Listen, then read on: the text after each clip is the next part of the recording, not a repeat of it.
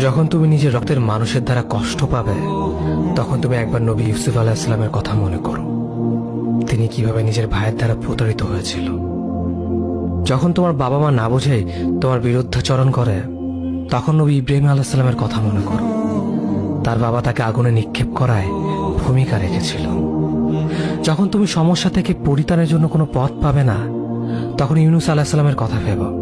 তিনি কতটা সময় তিমি মাছের পেটে আটকা পড়েছিল। যখন তোমার নামে কেউ মিথ্যা অপবাদ ছড়িয়ে দেবে, তখন মা আয়েশা রাদিয়াল্লাহু আনহার কথা মনে করো। তার নামে পুরো শহর জুড়ে কুৎসা রচনা করা হয়েছিল। যখন তুমি অসুস্থ ব্যথার যন্ত্রণায় কাতরাতে থাকো, তখন নবী আইয়ুব আলাইহিস সালামের কথা ভেবো।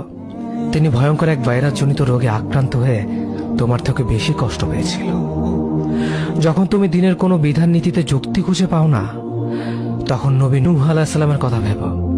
তিনি কোনো প্রশ্ন ছাড়াই মরুভূমিতে নৌকা তৈরি করেছিল।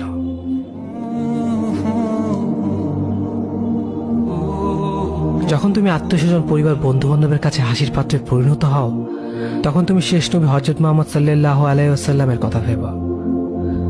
রাসূল সাল্লাল্লাহু আলাইহি ওয়াসাল্লাম বলেছিলেন, সবচেয়ে বড় পরীক্ষা দিয়ে সবথেকে বড় পুরস্কার আসে। যখন আল্লাহ কাউকে ভালোবাসেন, তখন তাকে পরীক্ষা করেন, এবং যে এই পরীক্ষাগুলো মেনে নেয়, সে আল্লাহর সন্তুষ্টি অর্জন করে। আর যে অভিযোগ করে, সে তার ক্রোধের পাত্র হয়।